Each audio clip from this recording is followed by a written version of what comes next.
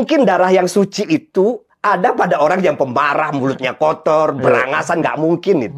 Jadi kalau ada orang ngaku sementara dia berangasan, saya nggak percaya. Loh kok nggak percaya? Mana mungkin darah yang suci itu ditampilkan oleh orang berangasan kayak begitu? Nggak mungkin itu. Soal putusnya nasab Ba'alwi ini tidak ada urusan dengan kemuliaan akhlak orang gitu. Jadi kalau umpamanya saya punya guru Habib A, Habib C gitu dan lain sebagainya. Setelah saya yakin bahwa memang nasabnya itu putus gitu, ya tetap saya menghormati beliau itu sebagai guru saya dan itu disampaikan oleh Imad. Jadi argumentasinya solid, sikapnya korek, benar. Ini menurut kesan subjektif saya. Saya kan sering ketemu dengan warga NU di mana-mana gitu, pengurus NU. Itu banyak kan yang mendukung Imad, itu kesan saya. Kesan.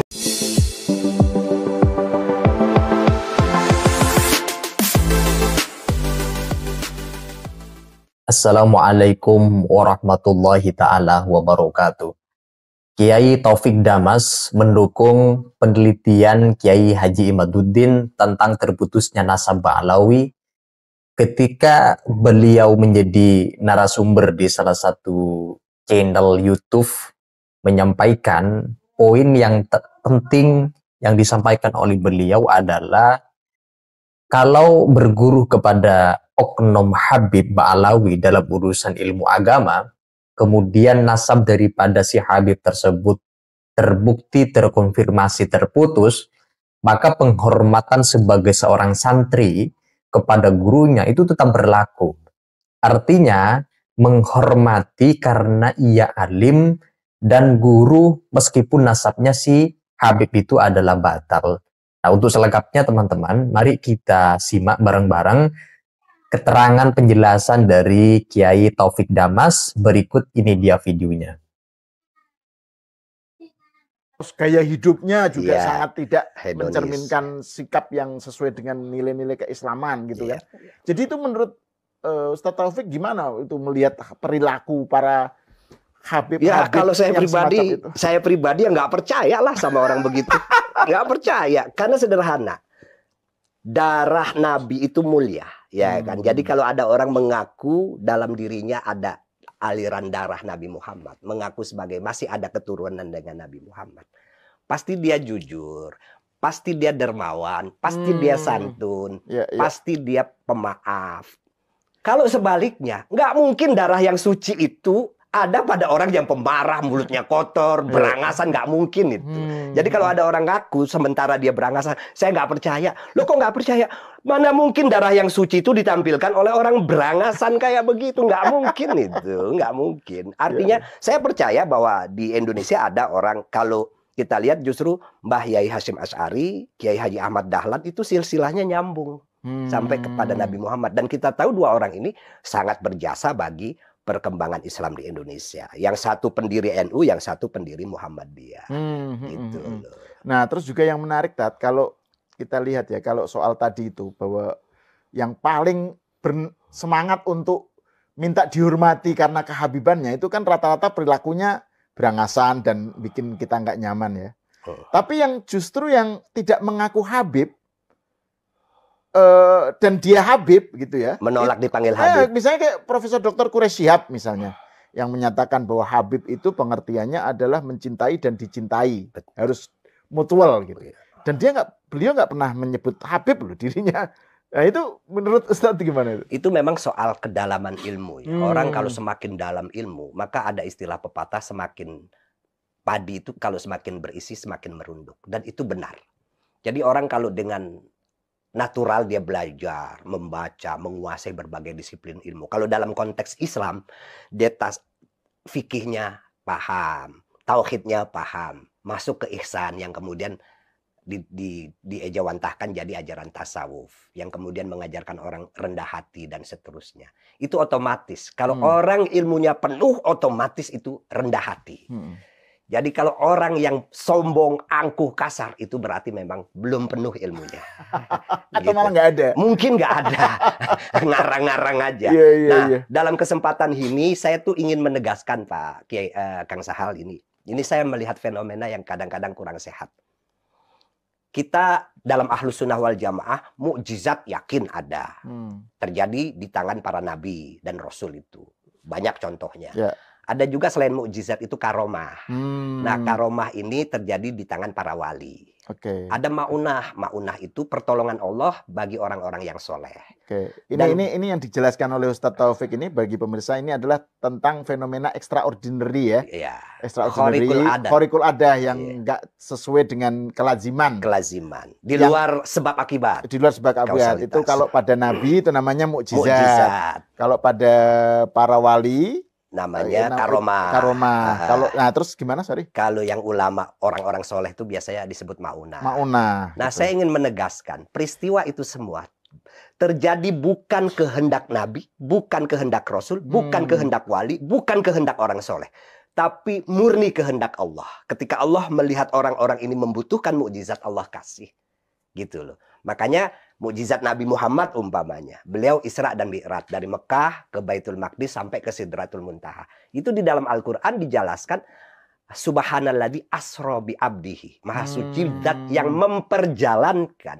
Jadi bukan Nabi Muhammad sendiri jalan, bukan. Tapi diperjalankan oleh Allah. Makanya kemudian bisa dari Mekah ke Baitul Maqdis itu dalam waktu yang sangat cepat. Kemudian naik ke Sidratul Muntaha yang penjelasannya itu di dalam kitab tafsir panjang sekali. Nah, yang seperti ini tuh sebetulnya kalau dia pada para wali pun sama. Karomah itu tidak ada wali yang wah karomah saya ingin saya keluarkan. Nggak bisa. Itu tergantung Allah. Kapan Allah melihat para wali itu membutuhkan itu. Begitu juga maunah yang terjadi pada orang-orang soleh. Dia tidak bisa memamerkan. Nah yang dipamerkan itu biasanya bukan karena kesucian batin, kebersihan orang-orang itu. Yang bisa dipamerkan itu disebut supranatural. Bukan spiritualitas. Jadi harus dibedakan.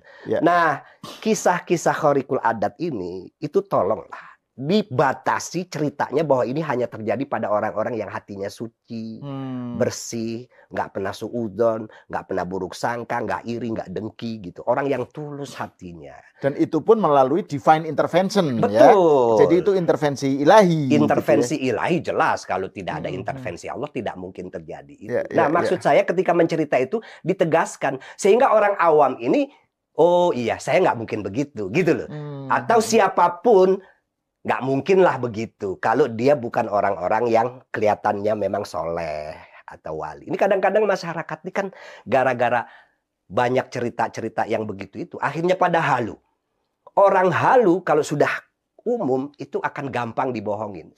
Maka muncullah tokoh-tokoh yang kemudian jadi dukun, ini di mana-mana yang ngomong nggak jelas tapi pengikutnya banyak. Terus juga bahkan bukan hanya orang itu kan yang itu juga ini kembali ke soal podcastnya Bang Haji tentang kontroversi Habib ya. Itu ada makam-makam yang tadinya ini dikeramatkan gitu kan. Ini tiba-tiba jadi makamnya Habib siapa gitu. Itu ada itu memang podcast itu. Nah terus Tat kalau pandangan Ustadz Taufik sendiri terhadap Kiai Imad ya, mengenai soal perlunya tes DNA dan lain-lain itu gimana menurut Anda? Kalau saya tidak apa ya, kalau soal tes DNA itu yaitu urusan lain lah. Tapi tesis atau tulisan Imad itu saya sangat setuju. Saya melihat bahwa argumentasinya sangat solid gitu. Argumentasinya itu luar biasa kuat gitu loh. Dan dia juga yakin betul bahwa apa yang dia tuliskan itu tidak terbantahkan. Dan sampai sekarang memang belum ada tandingannya gitu. Tapi saya lihat secara pribadi sosok Imad juga korek gitu. Artinya benar dia bahwa dia pernah punya statement. Ya walaupun kemudian saya bikin tulisan ini, kalau memang saya punya guru saya adalah Habib, saya tetap tidak kehilangan rasa hormat saya pada mereka gitu loh. Jadi soal putusnya nasab Ba'alwi ini tidak ada urusan dengan kemuliaan akhlak orang gitu. Jadi kalau umpamanya saya punya guru Habib A, Habib C gitu dan lain sebagainya. Setelah saya yakin bahwa memang nasabnya itu putus gitu, ya tetap saya menghormati beliau itu sebagai guru saya dan itu disampaikan oleh Imad. Jadi argumentasinya solid, sikapnya korek, benar gitu. Ustadz Taufik kenal secara personal? Oh kalau secara personal saya kenal karena sama-sama di lembaga Bahsul Masail PBNU. Oh oke. Tapi jarang ketemu juga. Mungkin nggak pernah ketemu, cuma komunikasi lewat lewat apa namanya? Lewat WA aja. Ya lewat inilah ya. lewat pokoknya tetap ini kontak-kontakan Dan masih saya gitu. membaca apa yang dia tulis itu saya Hmm. baca karena selalu dikirim, saya baca, saya amati. Bisa diuraikan secara singkat nggak kepada jamaah Cokro TV Tat? Sebenarnya Ki Imad itu intinya itu ngomong apa dia Ya tentang intinya HBP? ada silsilah yang putus lah. Oh. Ada silsilah yang putus yang kemudian dalam tanda kutip ya, menurut pandangan Kiai Imad itu direkayasa setelah 400-an tahun kemudian gitu loh. Jadi itu apa ya, diciptakan Iya. seakan-akan itu adalah ketersambungan Iya. gitu. Padahal itu putus Iya, gitu ya. gitu. Dan itu yang membuat kemudian otentisitas habaib setelah itu yang ada sekarang itu questionable gitu ya. Iya, betul, betul. Nah, tapi ini tadi kan Ustadz ini pertanyaan terakhir nih. Ustadz Taufik kan nyebut soal PBNU dan Ustadz Taufik kan bagian dari pengurus NU lah. Ini kan soal kontroversi habaib ini. Ini kan rame di kalangan NU. Terutama anak-anak mudanya ya. Pokoknya rame loh itu. Jamaah sebenarnya. NU. Jamaah NU. Nah, Rame. itu sebenarnya respon mereka sekarang gimana terhadap kalau yang Ustadz Taufik lihat ya. Bagaimana Ustadz Taufik menanggapi respon orang-orang NU? Kan ada yang mendukung Kiai Imad, kan ada yang enggak apa. Gimana Anda melihat itu? Kalau itu memang ada yang mendukung, ada yang tidak ya. Tapi ini menurut kesan subjektif saya. Oke. Saya kan sering ketemu dengan warga NU di mana-mana gitu, pengurus NU. Itu banyak kan yang mendukung Imad. Itu kesan saya. Kesan. Kiai Taufik Damas ini sebagai wakil Khatib Syuriah pengurus wilayah Nahdlatul Ulama PWNU DKI Jakarta. Secara tegas, tanpa keraguan, sedikit pun beliau mendukung penelitian Kiai Haji Imaduddin mengenai nasab Ba'alawi yang hasilnya dikatakan adalah terputus, mungkoti. Seperti yang barusan kita simak, tampak sekali beliau menyayangkan bahwa ada orang ngaku cucu Nabi, tetapi perangainya, tingkah lakunya itu beringas dan arogan. Hal itu tentu beliau tidak percaya sebagai titisan atau cucu daripada baginda Nabi. Itu saja teman-teman. Kalau ada ingin disampaikan terkait dengan penjelasan dari Kiai Taufik Damas yang barusan kita simak, silakan tulis pendapat-pendapat kalian di kolom komentar. Sekian dari saya. Wassalamualaikum warahmatullahi wabarakatuh.